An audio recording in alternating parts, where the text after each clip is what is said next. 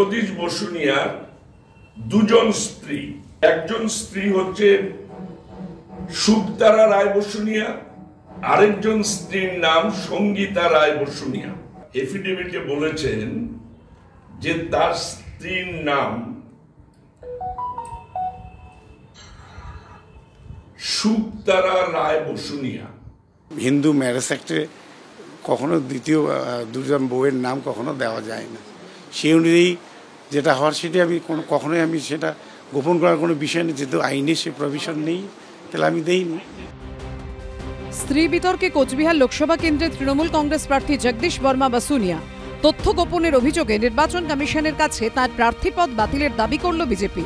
নির্বাচন কমিশনের কাছে জমা দেওয়া হলফনামা অনুযায়ী তৃণমূল প্রার্থীর স্ত্রীর নাম শুকতারা বর্মা বসুনিয়া। বিজেপির দাবি, ভোটার লিস্ট অনুযায়ী শুকতারা বর্মা বসুনিয়ার পাশাপাশি সঙ্গীতা রায় বসুনিয়াও স্বামীর নাম জগদীশ চন্দ্র বর্মা বসুনিয়া বলে উল্লেখ করেছেন। এমনকি সঙ্গীতা গত পঞ্চায়েত নির্বাচনে তার হলফনামাতেও স্বামী হিসেবে জগদীশের নামই উল্লেখ করেছেন। আরেকজন আছেন, তিনি তার স্ত্রী হিসাবে এফিডেভিট জমা দিয়েছেন পঞ্চায়েত সমিতি নির্বাচনে মনোনয়নপত্র জমা দেওয়ার সময়। তিনি হচ্ছেন সঙ্গীতা রায় বসুনিয়া, স্বামী জগদীশ চন্দ্র রায় বসুনিয়া। তিনি বর্তমানে, অর্থাৎ সঙ্গীতা রায় বসুনিয়া বর্তমানে সিতাই পঞ্চায়েত সমিতির সভাপতি। শ্রী জগদীশ রায় বসুনিয়া একজন হাই স্কুলের শিক্ষক। সরকারি হোক বা আধা সরকারি হোক, কোনো কর্মচারী হিন্দু ম্যারেজ অ্যাক্ট অনুযায়ী দুটি বিবাহ করতে পারেন না। এত বড় জালিয়াতি একমাত্র তৃণমূল কংগ্রেসই করতে পারে। বিজেপির বিরুদ্ধে ব্যক্তিগত আক্রমণের অভিযোগ তুলে তৃণমূল প্রার্থী স্বীকার করে নিয়েছেন তার দুই স্ত্রী।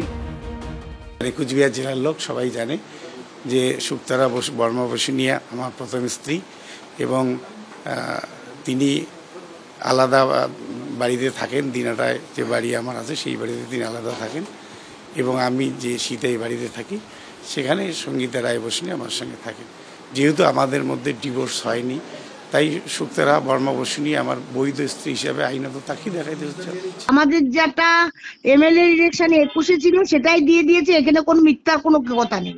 আচ্ছা, ওটা কোনো মিথ্যার কোনো কথা নেই, ওটা ওরা বলছে। আর যারা বলছে তারা অনেক মিথ্যা লুকিয়েছে সেখানে। এটা কোনো বাতিলের কোন প্রশ্ন, বাতিল হলে যারা মিথ্যা লুকিয়ে তাদেরও বাতিল হবে। 2019-এর লোকসভা ভোটে কোচবিহার আসনটি 54,231 ভোটে তৃণমূলের কাছ থেকে ছিনিয়ে নেন নিশীথ প্রামাণিক। উল্লেখযোগ্য বিষয় হল 2021-এর বিধানসভা নির্বাচনে দিনহাটায় উদয়ন গুহকে মাত্র 57 ভোটে হারিয়েছিলেন নিশীথ।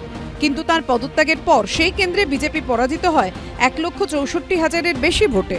এই প্রেক্ষিতে তৃণমূলের দাবি, লোকসভার লড়াই কঠিন বুঝতে পেরেই ভোটের দুদিন আগে এমন অভিযোগ করছে BJP. Aritrik Bhattacharya, Suvendu Bhattacharya report, ABP Ananda, Cooch Behar.